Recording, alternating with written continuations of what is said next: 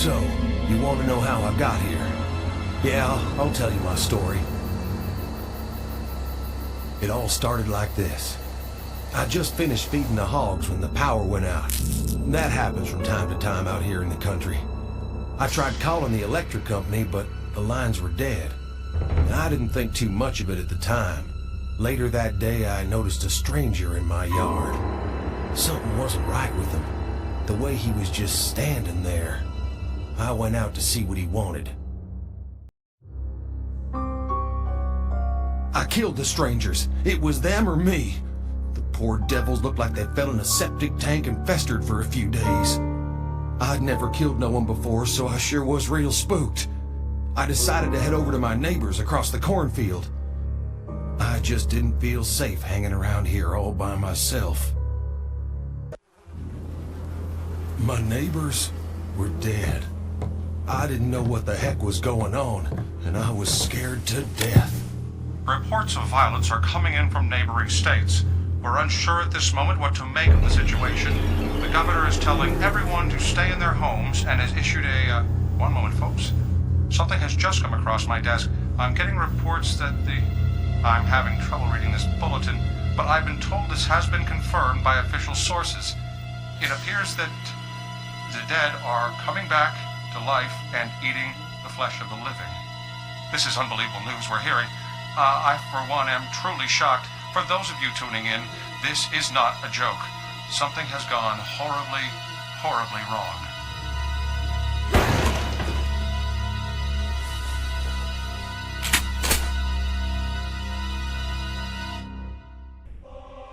I did what the man on the TV said and stayed on the farm as long as I could. I got by okay, but those corpses kept coming. The shortwave radio said that the military had some safe houses set up in the city. I was running low on supplies and starting to go crazy all by myself. I had nothing to lose. The city looked like a war zone. Roads everywhere were blocked. I didn't know where to go until I noticed a flicking light in the hospital up ahead. Someone was signaling SOS. I wasn't going to let a few block roads stop me from getting to another living person. I'd go on foot.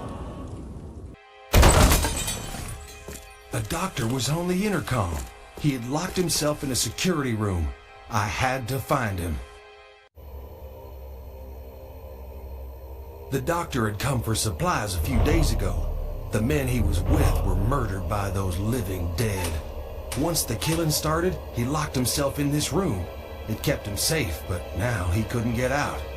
The doctor said that if I went to the basement, I could open the door by flicking an electrical switch down there. First, I needed his pass card to get into the basement. He buzzed me into the offices so I could fetch it. The whole hospital was burning down. I needed to grab the doctor and get out of there.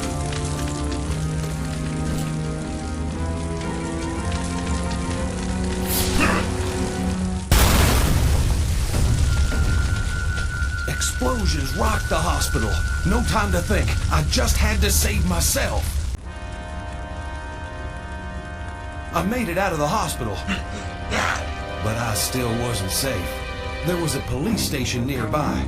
I figured I could get me some serious firepower there. His name was Otis. He said the police station was a safe house until it got overrun a couple of days ago. But he wouldn't tell me why they locked him up. Criminal or not, I couldn't just leave him there. I had to find a key to his cell. Otis was sure glad to be free, but what would we do now? The radio said there was a safe house and an old theater nearby. We could go there, but the city streets were too dangerous to travel on foot. There were too many of those mindless walkers out there. My new friend Otis had a plan. Otis had an 18-wheeler cab in the impound lot. He would get it and pick me up, and then we'd make for the theater. My job was to cover him from the roof.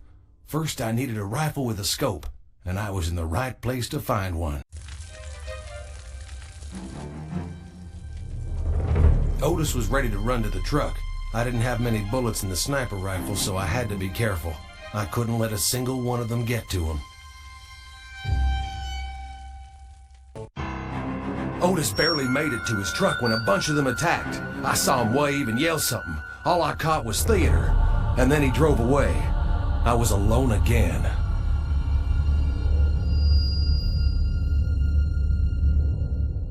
Otis had abandoned me. I had to find another way to get to the theater. It wasn't too far, but the streets were crawling with the living dead.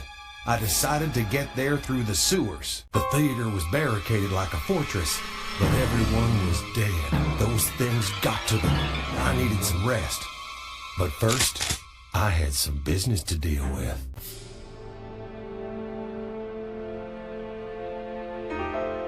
I woke up to honking.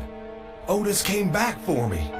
I asked Otis where we were going. A trucker on his CB radio told him about a city of the living, completely surrounded by water and walled off from those creatures. We had to find a way there. Our best bet was to go by boat. We headed for the docks. Freedom was in sight. Otis would go down and find a boat while I covered him. Otis found a 20-footer. He would hotwire it while I went to the control tower to open up the harbor gates. We barely got out of there alive.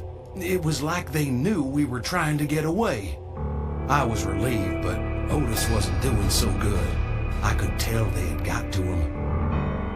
He looked at me and took a deep breath and asked for one last favor. It made me sick to my stomach, but I had to do it before he turned into one of them, a living dead. It took a while, but I finally made it to the city of the living.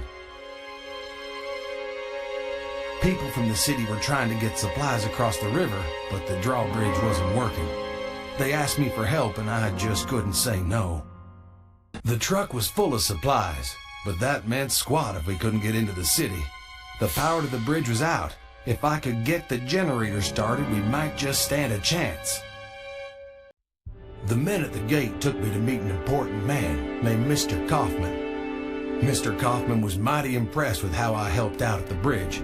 He was so impressed that he offered me a job on the spot. You see, there was this big, tall skyscraper called Fiddler's Green, filled with fancy rich people apartments. He wanted to fix it up again, but those flesh eaters had infested it. He said the cleanup was almost done. Only a few pockets of the things were left. It sounded dangerous, but he'd give me a nice place to live and lots of money to do it. Besides, Mr. Kaufman said that by doing this, I'd be helping out a lot of people. Good people, just like me.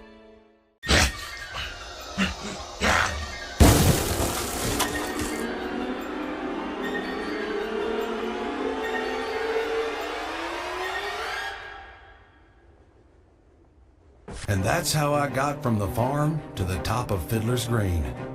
Inside the city, life went on. Kaufman opened his fancy tower. Only the rich and famous were welcome, but that's a whole different story. At times, things seemed almost normal, but I knew, heck, we all knew, beyond the city walls was nothing but death, and it was trying to get in.